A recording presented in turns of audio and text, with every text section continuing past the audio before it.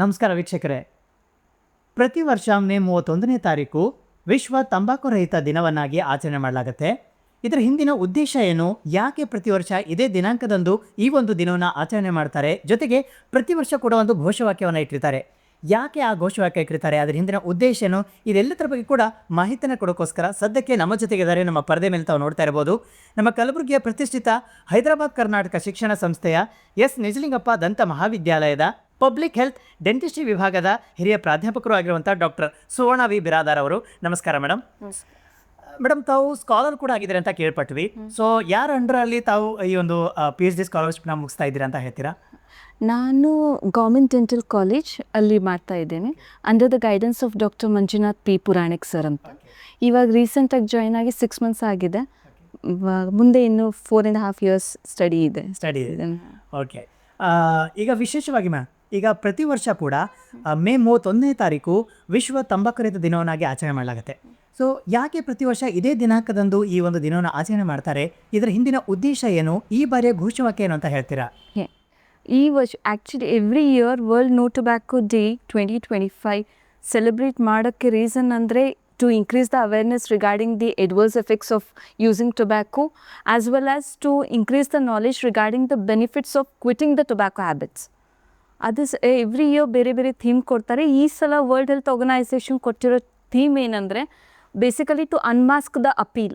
Tobacco and nicotine industries ಅವರು ಯಾವ strategies, ಯಾವ ಟೆಕ್ನಿಕ್ಸು ಯೂಸ್ ಮಾಡಿ ತಮ್ಮ ಮಾರ್ಕೆಟಿಂಗ್ ಪ್ರಾಡಕ್ಟ್ಸ್ ಜಾಸ್ತಿ ಮಾಡೋಕ್ಕೆ, ಹೌ ಟು ಇನ್ಕ್ರೀಸ್ ದೇರ್ ಇದು ಪ್ರಾಫಿಟ್, ಏನೇನು ಸ್ಟ್ರಾಟಜೀಸ್ ಯೂಸ್ ಮಾಡ್ತಾರೆ, irrespective of taking into consideration the adverse effects of the tobacco use on the public health. Ma'am, ಈಗ ವಿಶೇಷವಾಗಿ ಈ ಒಂದು ತಂಬಾಕು ಸೇವನೆಯಿಂದ ಆಗುವಂಥ ಒಂದು ಹಾನಿಗಳ ಬಗ್ಗೆ ಅವೇರ್ನೆಸ್ ಮಾಡೋಕ್ಕೋಸ್ಕರ ಈ ಒಂದು ದಿನಾಚರಣೆ ಆಚರಣೆ ಮಾಡ್ತಾರೆ ಅಂತ ತಾವು ಹೇಳಿದ್ರಿ. ಆದರೆ ಮೂಲವಾಗಿ ಈ ಇಡೀ ವಿಶ್ವದಾದ್ಯಂತ ಈ ತಂಬಾಕು ಸೇವನೆಯಿಂದ ಎಷ್ಟು ಜನ ಪ್ರಭಾವಿತರಾಗ್ತಾರೆ ಅಂತ ಹೇಳ್ತೀರಾ? It present at the global level ನೋಡಿದ್ರೆ around 22% public has been affected. The prevalence rate of using tobacco is 22%. ಇದರಲ್ಲಿ ಅಂದರೆ ಮಹಿಳೆಯರು, ಪುರುಷರು ಅಥವಾ ವಯಸ್ಸಿನ ಪ್ರಮಾಣ ಆ ಥರ ಏನಾಗಿದೆ? ಇದೆ. Males and females it differs. The prevalence among males, actually the smokers it is 28% and females it's less than that. Okay, it comes around 20%.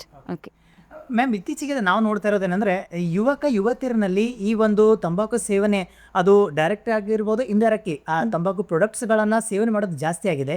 ಏನು ಇದಕ್ಕೆ ಕಾರಣ ಅಂತ ನಿಮ್ಗೆ ಅನಿಸುತ್ತೆ? First and the foremost important reason ಅಂದರೆ change in the life style influence of the advertisements of the tobacco products and the friends circle, the living area, the study circle, everything influences the use of tobaccos. ಈಗ mainly ತಂಬಾಕು ಸೇವನೆಯಿಂದ ಮನುಷ್ಯನ ದೇಹದ ಮೇಲೆ ಆಗುವಂಥ ಬಲವಾದ ಒಂದು ಪರಿಣಾಮ ಯಾವುದು ಅಂತ ಹೇಳ್ತೀರಾ? ಫಸ್ಟ್ ಅಂದರೆ ಸಿಗ್ನಿಫಿಕೆಂಟ್ ಕಾಸ್ ಅಂದರೆ oral cancer. It causes oral cancer.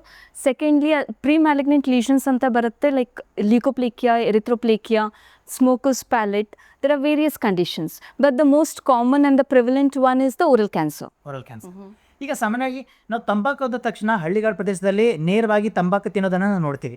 ಆದರೆ ಈ ತಂಬಾಕಿನಿಂದ ಯಾವ ರೀತಿ ಪ್ರಾಡಕ್ಟ್ಸನ್ನು ತಯಾರು ಮಾಡಿ ಜನರಿಗೆ ಸೇವನೆ ಮಾಡೋಕ್ಕೆ ಪ್ರಚೋದನೆಯನ್ನು ಕೊಡ್ತಾರೆ. ಸೊ ಅದರಲ್ಲಿ ಎಷ್ಟು ವಿಧಗಳಿದ್ದಾವೆ, ಯಾವ್ಯಾವ ರೀತಿಯಿಂದ ಜನ ಈ ತಂಬಾಕು ಪದಾರ್ಥಗಳನ್ನು ಸೇವನೆ ಮಾಡ್ತಾರೆ ಅನ್ನೋದ್ರ ಬಗ್ಗೆ ಸ್ವಲ್ಪ ಮಾಹಿತಿ ಕೊಡಿ. There are actually 4 ways of using the tobacco products: smoking form of a tobacco, smokeless form of a tobacco, e-cigarettes and heated tobacco products. So 4 different ways. Smoking form alli cigarettes, BDs adu barutte. Smokeless form alli ಇದು gutka, PAN, ಇವು ಎಲೆಗಳು, ಇದು ಎಲ್ಲ ಖೈನಿ, ಅದೆಲ್ಲ ಬರುತ್ತೆ, ತಂಬಾಕು ಅದೆಲ್ಲ. ಇನ್ನೊಂದು ಸಿಗರೆಟ್ಸ್ ಅಂದರೆ ಅದು ಏನೆಲ್ಲ ಡಿವೈಸ್ ಇರುತ್ತೆ ಅದು ಯೂಸ್ ಮಾಡ್ತಾರೆ. ಹೀಟೆಡ್ ಟೊಬ್ಯಾಕೋ ಪ್ರಾಡಕ್ಟ್ಸಲ್ಲಿ ಏನಂದರೆ ಆ ಡಿವೈಸ್ ಅದು ಹೀಟ್ ಮಾಡಿ ಸ್ವಲ್ಪ ಬಿಸಿ ಆದಮೇಲೆ ಅದ್ರ ವಾಸನೆ ತಗೋತಾರೆ. But that is not in use in India, in other countries. Steam ಥರ. ಮೇಡಮ್, ಈಗ ತಾವು ಈ ಸ್ಮೋಕ್ ಬಗ್ಗೆ ಹೇಳ್ತಾ ಇರಬೇಕಾದ್ರೆ ತಲೆಯಲ್ಲಿ ಬಂದಿದ್ದೇನೆಂದರೆ ಸಿಗರೇಟು. ಈಗ ಸಿಗರೇಟ್ ಇತ್ತೀಚೆಗೆ ಯಂಗ್ಸ್ಟರ್ಸಲ್ಲಿ ಅದೊಂದು ಕ್ರೇಜ್ ಥರ, ಅಥವಾ ಫ್ರೆಂಡ್ಸ್ ಎಲ್ಲ ಒಟ್ಟಿಗೆ ಕೂತಾಗ ಒಂದ್ಸಲ ಟ್ರೈ ಮಾಡಿ ನೋಡೋಣ ಅಥವಾ ಒಂದ್ಸಲ ಸೇದ್ರೆ ಏನಾಗುತ್ತೆ ಅನ್ನೋದೊಂದು ಮೆಂಟಾಲಿಟಿ ಇರುತ್ತೆ. ಸೊ ಅದು ತುಂಬ ಲಾಂಗ್ ಪೀರಿಯಡ್ವರೆಗೂ ಸೇವನೆ ಮಾಡಿದಾಗ ತಂಬಾಕು ಪದಾರ್ಥದಿಂದ ಏನಾದರೂ ತೊಂದರೆ ಆಗುತ್ತಾ, ಅಥವಾ ಒಂದೆರಡು ಸಲ ನಾವು ಸೇವನೆ ಮಾಡಿದ್ರು ಕೂಡ ಅದರಿಂದ ಏನಾದರೂ ಅನಾಹುತ ಆಗುತ್ತಾ ಅಂತ? ಒಂದು ಸಲ 2 ಸಲ ಯೂಸ್ ಮಾಡಿದ್ರೆ ಏನೂ ಆಗಲ್ಲ. Chronic use for 25 years 30 years more than 40 years use ಆಗಿದ್ರೆ ಮಾಡಿದ್ರೆ ಸಿಗ್ನಿಫಿಕೆಂಟ್ ಅಡ್ವರ್ಸ್ ಎಫೆಕ್ಟ್ಸ್ ಆಗೇ ಆಗುತ್ತೆ. ಮತ್ತು ಈಗ ನಾವು ತಂಬಾಕು ವಿಷಯಕ್ಕೆ ಬಂದಾಗ ಅಥವಾ ಇತ್ತೀಚೆಗೆ ಗೌರ್ಮೆಂಟ್ ಕೆಲವೊಂದು ರೂಲ್ಸ್ ಕೂಡ ಮಾಡಿದೆ. ಈ ಗುಟ್ಕಾ ಪ್ಯಾಕೆಟ್ಗಳ ಮೇಲೆ ಬಾಯಿ ಕ್ಯಾನ್ಸರ್ನಿಂದ ಆಗುವಂಥ ಕೆಲವೊಂದು ಪಾಯಿಂಟ್ಸ್ಗಳನ್ನು ಚಿತ್ರಗಳ ರೂಪದಲ್ಲಿ ಅವರು ತೋರಿಸ್ತಾರೆ. ಆದರೂ ಜನ ತಿನ್ನೋದು ಬಿಡ್ತಾ ಇಲ್ಲ. ಇದಕ್ಕೆ ಕಡಿವಾಣ ಹಾಕಬೇಕಂದ್ರೆ ಏನು ಮಾಡಬೇಕು ಅಂತ ನಿಮ್ಗೆ ಅನ್ಸುತ್ತೆ? ಫಸ್ಟು ಅಪೀಲಿಂಗ್ ದ ಪ್ಯಾಕೇಜಿಂಗ್ ಏನಿದೆ ಅಲ್ಲ ಅದ್ರ ಮೇಲೆ ವರ್ಕ್ ಮಾಡಬೇಕು. It should be made as like less appealing, less toxic, less harmful. Second, plain packaging ಇದ್ದರೆ ಪರವಾಗಿಲ್ಲ. ಥರ್ಡ್, ರಿಸ್ಟ್ರಿಕ್ಷನ್ಸ್ ಇರಬೇಕು, ಅದ್ರ ಮೇಲೆ ಗೈಡ್ಲೈನ್ಸ್ ಇರಬೇಕು. ಅಡ್ವರ್ಟೈಸ್ಮೆಂಟ್, ಪ್ರಮೋಷನ್, ಸ್ಪಾನ್ಸರ್ಶಿಪ್ ಇದೆಲ್ಲ ಕಮ್ಮಿ ಮಾಡಬೇಕು, ಪ್ರಚಾರ ಕಮ್ಮಿ ಮಾಡಬೇಕು. ಇನ್ನೊಂದು ಮ್ಯಾಮ್, ಈಗ ತಾವು ಹೇಳಿದ್ರಿ ಸುಮಾರು ವರ್ಷವರೆಗೂ ಅದನ್ನು ಸೇವನೆ ಮಾಡಿದ್ರೆ ಫಸ್ಟ್ ಆಫ್ ಆಲ್ ಆಗೋದೇ ಬಾಯಿ ಕ್ಯಾನ್ಸರ್ ಅಂತ. ಸೊ ಈ ಬಾಯಿ ಕ್ಯಾನ್ಸರ್ ಆದಾಗ ಒಬ್ಬ ವ್ಯಕ್ತಿಗೆ ಅಥವಾ ರೋಗಿಗೆ ಏನೇನು ತೊಂದರೆಗಳು ಉಂಟಾಗಬಹುದು ಅಂತ? ಫಸ್ಟು ಓರಲ್ ಕ್ಯಾನ್ಸರಲ್ಲಿ ಬಾಯಿ ರಿಸ್ಟ್ರಿಕ್ಟೆಡ್ ಮೌತ್ ಓಪನಿಂಗ್ ಆಗುತ್ತೆ. ನಾವು ರೂಟೀನಾಗಿ ಎಷ್ಟು ಬಾಯಿ ತೆಗಿತೀವಲ್ಲ ಅದರಿಂದ ಕಮ್ಮಿ ಓಪನಿಂಗ್. ಊಟ ಮಾಡೋಕ್ಕೆ ತೊಂದರೆ ಆಗುತ್ತೆ. ಬಾಯಲ್ಲೆಲ್ಲ ಏನಾದರೂ ತಿಂದರೆ ಉರಿಯೋಕ್ಕೆ ಸ್ಟಾರ್ಟ್ ಆಗುತ್ತೆ, ಬರ್ನಿಂಗ್ ಸೆನ್ಸೇಷನ್. ಆಮೇಲೆ ನೀರು ಕುಡಿದ್ರಾಗೆ ಗಂಟ್ಲು ನೋವು ಆಗೋದು, ಏನಾದರೂ ಮಾತಾಡೋಕ್ಕೆ ಹೋದರೆ ತೊಂದರೆ ಆಗೋದು. ಅದರಲ್ಲಿ ಈ ಓರಲ್ ಕ್ಯಾನ್ಸರ್ ಕಂಡೀಷನಲ್ಲಿ ಏನಾದರೂ ಡೆಂಟಲ್ ಪ್ರಾಬ್ಲಮ್ಸ್ ಆದರೆ ಟ್ರೀಟ್ಮೆಂಟ್ ಅಂತೂ ವೆರಿ ಡಿಫಿಕಲ್ಟ್. ಸೊ ಇದು ಈ ಕಂಡೀಷನ್ವರೆಗೂ ಹೋಗೋಕ್ಕಿಂತ ಮುಂಚೆ ಎಷ್ಟು ಜಲ್ದಿ ಆಗುತ್ತೆ ಅಷ್ಟು ಜಲ್ದಿ ಬಿಟ್ಟರೆ ಒಳ್ಳೆಯದು. ಓಕೆ ಮ್ಯಾಮ್, ಈಗ ತಾವು ಹೇಳಿದ್ರಿ ಟ್ರೀಟ್ಮೆಂಟ್ ಅಂತ ತಕ್ಷಣ ನನ್ನ ತಲೆ ಬಂದಿದ್ದೇನೆಂದರೆ, ಈ ತಂಬಾಕು ಪದಾರ್ಥಗಳ ಸೇವನೆಯನ್ನು ನಿಲ್ಲಿಸಬೇಕಂದ್ರೆ ಯಾವ ರೀತಿ ಟ್ರೀಟ್ಮೆಂಟ್ ಲಭ್ಯ ಇದೆ ಅಂತ?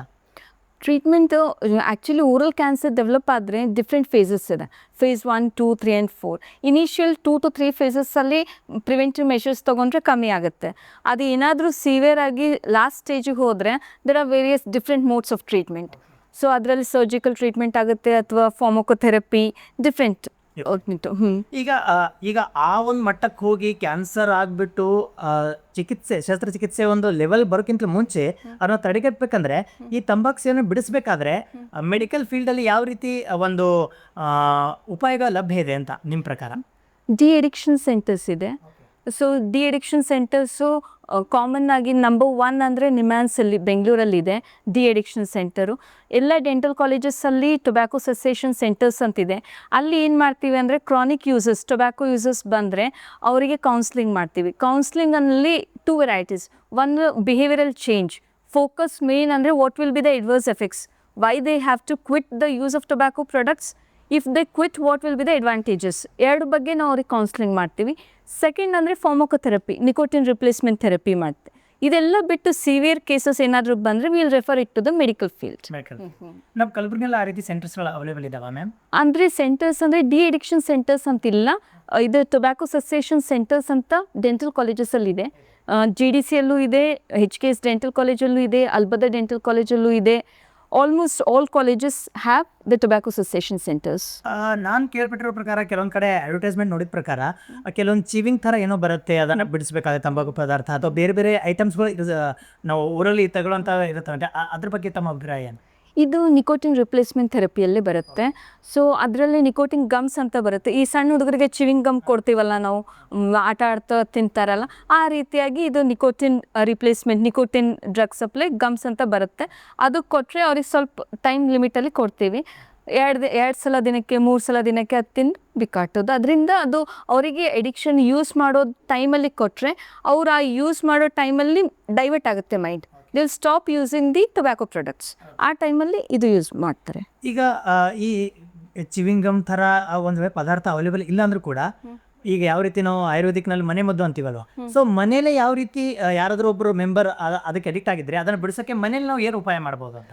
ಮನೆಯಲ್ಲಂದರೆ ಫಸ್ಟ್ ಈಸ್ ದ ಎಜುಕೇಷನ್, ಅಂದರೆ ಅವ್ರಿಗೆ ಮೋಟಿವೇಟ್ ಮಾಡೋದು. ಸೆಕೆಂಡ್ ಅಂದರೆ ಆ ಟೈಮಲ್ಲಿ ಇವಾಗ ಕ್ರಾನಿಕ್ ಯೂಸರ್ಸ್ ಇರ್ತಾರೆ, ಕಂಪ್ಲೀಟ್ ಎಡಿಕ್ಷನ್ ಆಗಿರ್ತಾರೆ ಟೊಬ್ಯಾಕೋ. ಬೆಳಗ್ಗೆ ಎದ್ದ ತಕ್ಷಣ ಸ್ಟಾರ್ಟ್ ಮಾಡ್ತಾರೆ ಯೂಸ್ ಮಾಡೋಕ್ಕೆ. ಸೊ ಅವ್ರಿಗೇನು ನಮ್ಮ ಮನೆಯಲ್ಲಿ ಯಾರು ಇರ್ತಾರೆ ಅವ್ರಿಗೆ ಗೊತ್ತಿರುತ್ತೆ ಇವನು ಬೆಳಗ್ಗೆ ಎದ್ದ ಮೇಲೆ ಸ್ಟಾರ್ಟ್ ಮಾಡ್ತಾನೆ ಅಂತ. ಸೊ ಆ ಮೂಮೆಂಟಲ್ಲಿ ಅವರಿಗೆ ಮೈಂಡ್ ಡೈವರ್ಟ್ ಮಾಡಬೇಕು. ಅಂದರೆ ಕೆಲಸ ಬೇರೆ ಯಾವುದಾದ್ರೂ ಕೊಡಿ, ಯಾವುದಾದ್ರೂ ಆ್ಯಕ್ಟಿವಿಟೀಸ್ ಕೊಡಿ, ಇಲ್ಲಾಂದರೆ ಆ ಟೈಮಲ್ಲಿ ಯೂಸ್ ಮಾಡೋ ಟೈಮಲ್ಲಿ ಅವರಿಗೆ ಜ್ಯೂಸ್ ಕೊಡೋದು, ಬ್ರೇಕ್ಫಾಸ್ಟ್ ಕೊಡೋದು, ಎನಿ ಅದರ್ ಆ್ಯಕ್ಟಿವಿಟೀಸಲ್ಲಿ ಚೇಂಜ್ ಮಾಡಬೇಕು. ಬಿಕಾಸ್ ಆ ಮೂಮೆಂಟಲ್ಲಿ ಅವ್ರಿಗೆ ಕ್ರೇವಿಂಗ್ ಜಾಸ್ತಿ ಇರುತ್ತೆ. ನಾನು ಇವಾಗ ತಿನ್ನಬೇಕು ಸ್ಯಾಚೆಟ್ ಗುಟ್ಕಾ ಇಲ್ಲ ಸ್ಮೋಕಿಂಗ್ ಇದೆ ಹೊರಗೆ ಹೋಗಬೇಕು ಅಂತ. ಆ ಮೂಮೆಂಟಿಗೆ ನೀವು ಡಿಸ್ಟ್ರಾಕ್ಟ್ ಮಾಡಿದ್ರೆ ಇಟ್ ವರ್ಕ್ಸ್. ಈಗ ಕೆಲವೊಂದು ಕಡೆ ನಾನು ಕೇಳಿದ ಹೆಂಗಂದ್ರೆ ತುಂಬ ಸಿವಿಯರ್ ಅಡಿಕ್ಟ್ ಆಗಿದ್ರೆ ಸಡನ್ ಆಗಿ ಬಿಡಿಸಿದ್ರೆ ದೇಹದಲ್ಲಿ ಏನೋ ಬದಲಾವಣೆ ಆಗುತ್ತೆ, ಅವ್ರ ಹೆಲ್ತಲ್ಲಿ ಇಶ್ಯೂ ಆಗುತ್ತೆ ಅಂತ ಕೆಲವೊಬ್ರು ಆ ರೀತಿ ಹೇಳಿ ಕೇಳಿದ್ದೀನಿ. ಅದು ನಿಜನಾ ಅಥವಾ ಅವ್ರ ಮಾನಸಿಕತೆ ಆ ರೀತಿ ಇರತ್ತಾ? ಇಲ್ಲ, ನಿಜ ಇದೆ. ಅದು ವಿಡ್ರಾವಲ್ ಸಿಂಪ್ಟಮ್ಸ್ ಅಂತಾರೆ. ಈ ವಿಡ್ರಾವಲ್ ಸಿಂಪ್ಟಮ್ಸಲ್ಲಿ ಅವು ಇಂಡಿವಿಜುವಲ್ ಯಾರು ಯೂಸರ್ ಇದ್ದಾರೆ ಅವ್ರು ಇರಿಟೇಬಲ್ ಆಗ್ತಾರೆ, ಮಾತಾಡೋಕ್ಕೆ ಹೋದರೆ ಎಲ್ಲರಿಗೂ ಚಿಡ್ ಇದು ಆಗುತ್ತೆ, ಮತ್ತು ಯಾವ ಕೆಲಸನಲ್ಲಿ ಫೋಕಸ್ ಮಾಡಲ್ಲ, ಯಾವ ಆ್ಯಕ್ಟಿವಿಟೀಸಲ್ಲೂ ಇಂಟ್ರೆಸ್ಟ್ ತೋರಿಸಲ್ಲ. ದೇ ಆರ್ ಲೈಕ್ ನಾನು ಏನು ಮಾಡ್ತಾ ಇದ್ದೀನಿ ಏನು ಇಂಟ್ರೆಸ್ಟ್ ಇಲ್ಲ ಅವರಿಗೆ, ಆ ಟೈಪ್ ಬಿಹೇವ್ ಮಾಡ್ತಾರೆ. ಇದಕ್ಕೆ ವಿಡ್ರಾವಲ್ ಸಿಂಪ್ಟಮ್ಸ್ ಅಂತ ಹೇಳ್ತೀವಿ. ಅಂದರೆ ಅದಕ್ಕೆ ಏನಾದರೂ ಕಂಟ್ರೋಲ್ ಮಾಡೋಕ್ಕೆ ಏನಾದರೂ ಅಂದರೆ ಇದು ಡಿ ಅಡಿಕ್ಷನ್ನು ನಿಕೋಟಿನ್ ರಿಪ್ಲೇಸ್ಮೆಂಟ್ ಥೆರಪಿ ಇದು ಬಿಹೇವಿಯರಲ್ ಕೌನ್ಸಿಲಿಂಗ್ ಮಾಡಿದ್ರೂ ವರ್ಕ್ ಆಗುತ್ತೆ. ಮ್ಯಾಮ್ ಇನ್ನೊಂದು ಕೆಲವೊಬ್ಬರು ಈಗ ಉದಾಹರಣೆಗೆ ಹೇಳ್ಬೇಕಾದ್ರೆ ನಾವು ವೀಕ್ಷಕರು ನಗಬಹುದು ಕೂಡ. ನಮ್ಮ ಮನೆ ಕನ್ಸ್ಟ್ರಕ್ಷನ್ ಸಂದರ್ಭದಲ್ಲಿ ಎಲೆಕ್ಟ್ರಿಕಲ್ ಒಬ್ರು ಅಂಕಲ್ ಇದ್ದಾರೆ. ಸೊ ಅವರು ಗುಟ್ಕ ಹಾಕೋದಿದ್ರೆ ಎಲ್ಲಿ ಕನೆಕ್ಷನ್ ಏನು ಕೊಡತ್ತೆ ತಲೆನೂ ಓಡಲ್ಲ ಅಂತ ಇದ್ರು. ಇನ್ನು ಹಳ್ಳಿಗಾಡು ಪ್ರದೇಶದಲ್ಲಿ ಬೆಳ್ಳಂಬೆಳಗ್ಗೆದ ಗುಟ್ಕ ಸೇವನೆ ಮಾಡದೇ ಇದ್ರೆ ಪ್ರಕೃತಿ ಕರೆಗೆ ಬರಲ್ಲ, ನಾವು ಹೊರಗೆ ಹೋಗೋಕ್ಕೆ ಆಗಲ್ಲ ಅಂತ ಒಂದು ಮಾತು. ಅದು ನಿಜನ ಅಥವಾ ಅವ್ರು ಆ ರೀತಿ ಥಿಂಕಿಂಗ್, ಆ ರೀತಿ ಮೈಂಡ್ ಸೆಟ್ ಆಗಿರತ್ತಾ ಅಂತ? ಅಂದರೆ ಆ ಎಡಿಕ್ಷನ್ ಆ ಟೈಪ್ ಇನ್ಫ್ಲುಯೆನ್ಸ್ ಆಗುತ್ತೆ ಅವ್ರ ಥಿಂಕಿಗೆ. ಬಿಕಾಸ್ ಆ ಮೂಮೆಂಟಲ್ಲಿ ಅವ್ರ ತಲೆಯಲ್ಲಿ ಏನಿರುತ್ತೆ, ನಾನಿದು ತಗೊಳ್ಬೇಕು, ಇದರಿಂದ ನನ್ನ ಕೆಲಸ ಆಗುತ್ತೆ ಅಂತ. ಅದು ರೂಟೀನ್ ಹ್ಯಾಬಿಟ್ ಆಗಿರುತ್ತಲ್ಲ. ಈ ನಮಗೆ ಯಾವುದೇ ಹ್ಯಾಬಿಟ್ ಆಗಲಿ, ಟೀ ಕಾಫಿ ಹ್ಯಾಬಿಟ್ ಆಗಲಿ ಅಥವಾ ಬೆಳಗ್ಗೆ ಮಾರ್ನಿಂಗ್ ವಾಕ್ ಹ್ಯಾಬಿಟ್ಟು, ಆ ಮೂಮೆಂಟಲ್ಲಿ ಅವ್ರಿಗೇನು ನಾನು ಇದು ಯೂಸ್ ಮಾಡಿದ್ರೇ ನಂದು ಈ ಕೆಲಸ ಆಗುತ್ತೆ, ಮಾಡಲಿಲ್ಲ ಅಂದರೆ ನನ್ನ ಮೈಂಡ್ ಡೈವರ್ಟ್ ಆಗುತ್ತೆ, ಈ ಕೆಲಸ ಚೆನ್ನಾಗಾಗಲ್ಲ, ಈ ಟೈಪು. ಅಂದರೆ ಈ ನಿಕೋಟಿನ್ ಏನಿದೆ ಅಲ್ಲ ಟೊಬ್ಯಾಕೊ ಪ್ರಾಡಕ್ಟ್ಸಲ್ಲಿ, ಅದು ಎಷ್ಟು ಇನ್ಫ್ಲೂಯೆನ್ಸ್ ಮಾಡಿರುತ್ತಂದರೆ ಅವ್ರ ಥಿಂಕಿಂಗ್ ಸೈಕಾಲಜಿಕಲ್ ಎಫೆಕ್ಟ್ಸು ಆಗುತ್ತೆ. ಅಂದರೆ ಅದು ಆ ಮೂಮೆಂಟಲ್ಲಿ ಅವ್ರು ತೊಗೊಳ್ಳಿಲ್ಲ, ಏನಾದರೂ ಮಾಡಲಿಲ್ಲ ಅಂದರೆ ಇವತ್ತು ನಾನು ಇದು ತಿಂದಿಲ್ಲ, ನನ್ನ ಮೈಂಡ್ ನಂದು ಇಂಟ್ರೆಸ್ಟ್ ಇದರಲ್ಲಿಲ್ಲ, ನಂದು ಇದು ಫೋಕಸ್ ಆ ವರ್ಕಲ್ಲಿಲ್ಲ, ಈ ಟೈಪ್ ಬರುತ್ತೆ. So that will influence. ಅಂದರೆ ಮೈಂಡ್ಗೂ ಅದಕ್ಕೂ ಏನೂ ಕನೆಕ್ಷನ್ ಇಲ್ಲ, ಅವರ ಮಾನಸಿಕತೆ ಇರುತ್ತೆ. ಮ್ಯಾಮ್ ಈಗ ತಾವು ವರ್ಕ್ ಮಾಡ್ತಾ ಇರುವಂಥ ಪ್ಲೇಸಲ್ಲಿ ಈಗ ಪ್ರತಿ ಕಾಲೇಜಸಲ್ಲಿ, ಪ್ರತಿ ಗೌರ್ಮೆಂಟ್ ಆಫೀಸಸ್ಸಲ್ಲೆಲ್ಲ ಇದ್ರ ಬಗ್ಗೆ ಅವೇರ್ನೆಸ್ ಮಾಡೋಕ್ಕೋಸ್ಕರ ಸಾಕಷ್ಟು ಕಾರ್ಯಕ್ರಮ ಹಮ್ಮಿಕೋತಾರೆ. ಸೊ ಈ ಬಾರಿ ನಿಮ್ಮ ಒಂದು ವರ್ಕ್ ಪ್ಲೇಸಲ್ಲಿ ಯಾವ್ಯಾವ ಪ್ರೋಗ್ರಾಮ್ಸನ್ನು ಅವೇರ್ನೆಸ್ ಬಗ್ಗೆ ಹಮ್ಮಿಕೊಂಡಿದ್ದೀರಾ ಅಂತ ಹೇಳ್ತೀರಾ?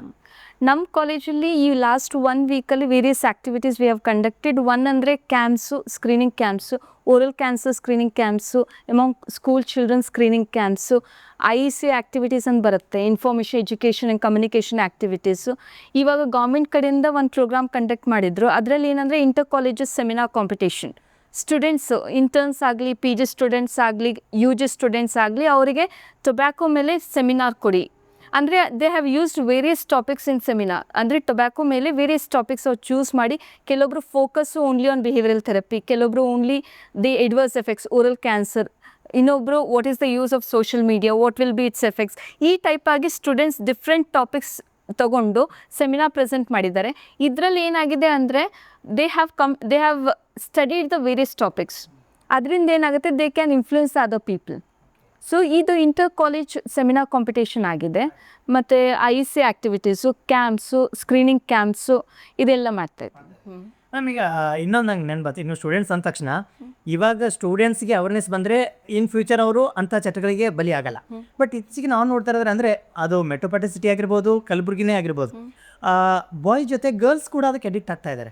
ಸೊ ಈಗ ಮೆನ್ ಆಗಲಿ ವಿಮೆನ್ ಆಗಲಿ ಅಥವಾ ಬಾಯ್ಸ್ ಗರ್ಲ್ಸಲ್ಲಿ ಇಬ್ಬರ ಮೇಲೂ ದೇಹದ ಮೇಲೆ ಸೇಮ್ ಪರಿಣಾಮ ಬೀರತ್ತಾ ಅಥವಾ ಅದರಲ್ಲೂ ವ್ಯತ್ಯಾಸ ಇರತ್ತಾ? ವ್ಯತ್ಯಾಸ ಅಂದರೆ ಮೇಜರ್ ಏನಿಲ್ಲ. ಕಾಮನ್ ಅಂದರೆ ಓರಲ್ ಪ್ರಾಬ್ಲಮ್ಸ್, ಕ್ಯಾನ್ಸರ್ಸ್ ಇದೆಲ್ಲ ಇದೆ. ಎಮಾಂಗ್ ಫೀಮೇಲ್ಸ್ ಅಂದರೆ it affects on the developing baby. If a person is ಇದರಲ್ಲಿ it affects the developing baby.